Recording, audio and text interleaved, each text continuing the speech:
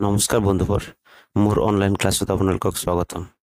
ইয়াত অসমৰ বিভিন্ন প্ৰতিযোগিতামূলক পৰীক্ষা যেনে ADR গ্ৰেড 3, গ্ৰেড 4, আসাম পুলিচৰ লগত বিভিন্ন এক্সাম সিলেবাস মতে টপিক ওয়াইজ ক্লাছ হয়। ক্লাছবোৰ যদি আপোনালোকৰ বাবে হেল্পফুল হয় তেন্তে ভিডিঅ'খন নিশ্চয় লাইক কৰিব আৰু কমেণ্ট কৰি জনাব। লগতে আপোনালোকৰ বন্ধু বান্ধৱীৰ লগত শ্বেয়াৰ কৰিব নাপাহৰিব। আজিৰ টপিক ফেব্ৰুৱাৰী মাহৰ বিভিন্ন দিৱস। ফেব্ৰুৱাৰী মাহৰ বহুত কেইটা দিৱস আছে। গোটেইকেইটা দিৱস আমি মনত ৰাখিবৰ কাৰণে অনেক টান। সেইকাৰণে আপোনালোকৰ কাৰণে মই এটা ক্ৰেজি ট্ৰিক, ধুনীয়া এটা ট্ৰিক বনাই আনিছোঁ। ট্ৰিকখন যদি আপোনালোকে 2-3 বাৰ গাই দিয়ে আপোনালোকৰ মনত থাকিব। সহজতে কুৱেশ্যনবোৰ আপোনালোকে কৰিব পাৰিব। প্ৰথমতে আমি ট্ৰিকখন চাম, ইয়াৰ পিছত কেইটামান কুৱেশ্যন চাম।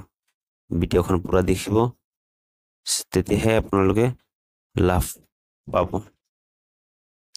বলক ভিডিঅ'খন ষ্টাৰ্ট কৰোঁ। Let's start the class.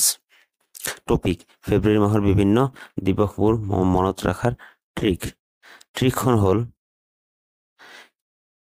28 ফেব্ৰুৱাৰী ৰাষ্ট্ৰীয় বিজ্ঞান দিৱসৰ দিনা 4জন কেঞ্চাৰ ৰোগী 13টা ৰেডিঅ' চেনেলত অৰুণাচল আৰু মিজোৰামৰ 20টা ছ'চিয়েল জাষ্টিছৰ ওপৰত 21টা মাতৃভাষাত ভাষণ শুনে।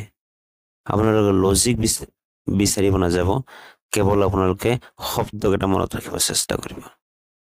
আকৌ কৈ দিছোঁ, 28 ফেব্ৰুৱাৰী ৰাষ্ট্ৰীয় বিজ্ঞান দিৱসৰ দিনা 4জন কেঞ্চাৰ ৰোগী আৰু 13টা ৰেডিঅ' চেনেলত অৰুণাচল আৰু মিজোৰামৰ 20টা ছ'চিয়েল জাষ্টিছৰ ওপৰত 21টা মাতৃভাষাৰ ভাষণ শুনে।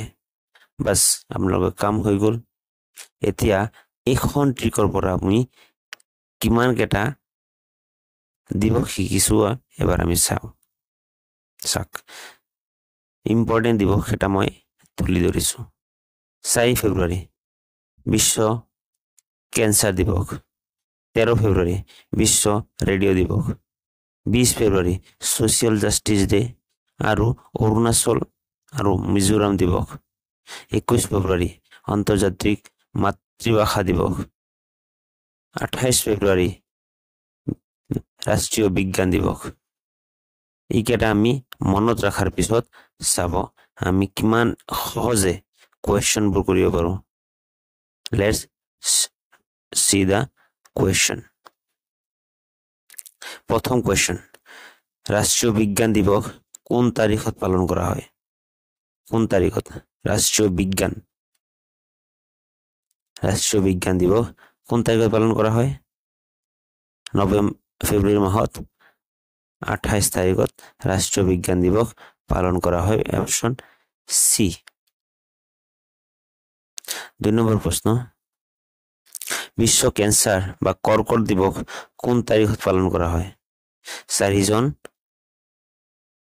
কেঞ্চাৰ ৰোগী, আমি ট্ৰিকত দেখা পাইছিলোঁ 4জন কেঞ্চাৰ ৰোগী। তো আমাৰ অপশ্যনত কি আছে?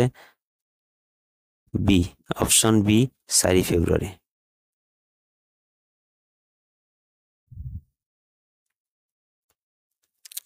প্ৰশ্ন নম্বৰ 3, আন্তৰ্জাতিক মাতৃভাষা দিৱস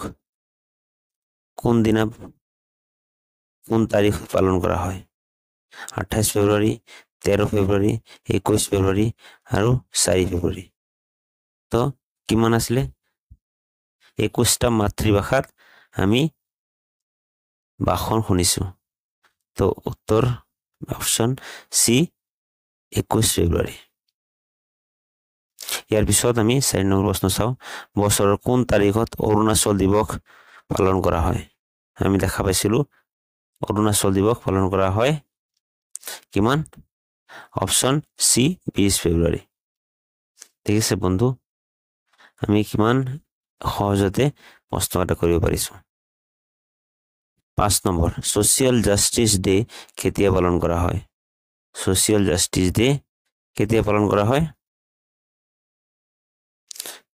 অপশ্যন এ 4 ফেব্ৰুৱাৰী, অপশ্যন বি 20 ফেব্ৰুৱাৰী, অপশ্যন চি 13 ফেব্ৰুৱাৰী, অপশ্যন ডি 21 ফেব্ৰুৱাৰী। শুদ্ধ উত্তৰ 20 ফেব্ৰুৱাৰী।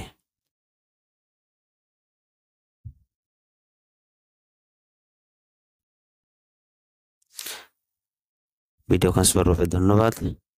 ভিডিঅ'খন হেল্পফুল হ'লে লাইক কৰিব, কমেণ্ট কৰি জনাব, শ্বেয়াৰ কৰিব আৰু চেনেলখন ছাবস্ক্ৰাইব কৰি দিব।